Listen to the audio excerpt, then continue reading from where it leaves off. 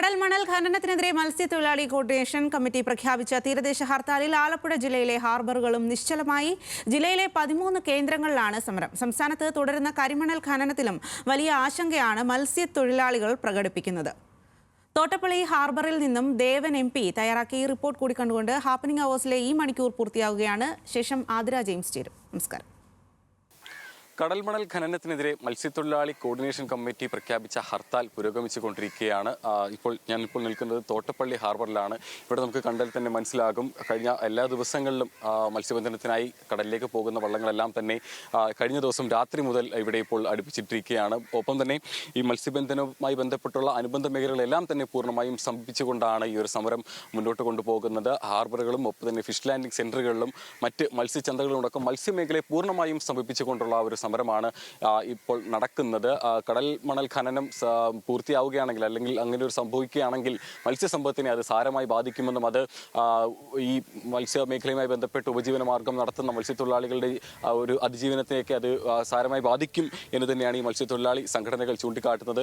അതിന്റെ ഭാഗമായിട്ടാണ് ഇപ്പോൾ ഈ സമരം നടക്കുന്നത്. ഏതായാലും ഈ ഹർത്താൽ പുരോഗമിച്ചുകൊണ്ടിരിക്കുകയാണ്. ഇപ്പോൾ കഴിഞ്ഞ ദിവസം രാത്രി മുതൽ ഇപ്പോൾ മത്സ്യബന്ധനത്തിനായിട്ട് പോകുന്നില്ല. പ്രധാനമായിട്ടും ഈ കടൽ മണൽ ഖനനത്തിനെതിരെയാണ് ഇപ്പോൾ സമരം നടക്കുന്നത്.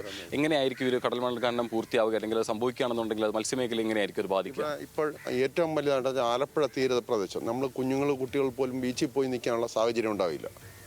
ഒരിക്കലും നമ്മുടെ ഈ മേഖലയിൽ നമ്മുടെ കടപ്പുറത്തെ പിള്ളേർക്ക് പോലും ആർക്കും നിൽക്കാൻ പറ്റാത്ത ഏറ്റവും വലിയ റേഡിയേഷനായിട്ട് വരുന്ന ക്യാൻസർ ഇവിടെ ഈ ഖനനം നടത്തി കഴിഞ്ഞാൽ ഏറ്റവും കൂടുതൽ വരുന്ന ഇപ്പോൾ ഇവിടെ ഈ 10ാം വാർഡിൽ എത്ര പെണ്ണുങ്ങൾക്ക് ബ്ലഡിൻ്റെ ക്യാൻസർ വന്നിട്ടുണ്ടെന്നറിയോ? ഈ ഒരു സംഭവം ഇവിടെ വന്നതിന് ശേഷം ഇവർ വർഷാവർഷങ്ങൾ ഈ മണ്ണെടുക്കാൻ വേണ്ടി മാത്രമായിട്ട് ഇവരിവിടെ നിൽക്കുന്നതാണ്.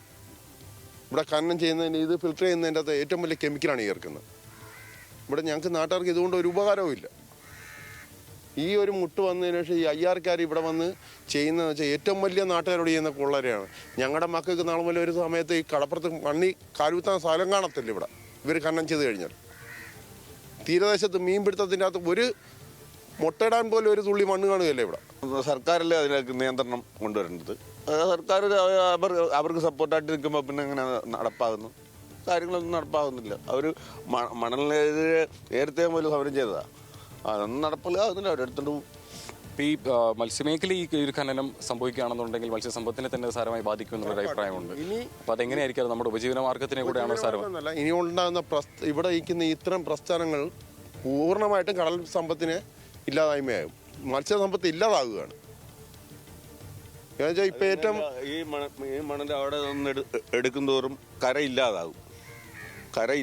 പിന്നെ നമ്മൾ എവിടെ പോയി എന്ത് ഇതുപോലുള്ള ഫ്ലോട്ടിങ് ചെട്ടിയോ ഇതുപോലുള്ള കാര്യങ്ങളുള്ളിടത്ത് മാത്രമേ ഈ ഫിഷിങ്ങിന് തന്നെ പോകാൻ തന്നെ പറ്റത്തുള്ളൂ. അങ്ങനെയുള്ള സാഹചര്യം മൊത്തം കടലാവും, കല്ലോടടിക്കുകയാണ്.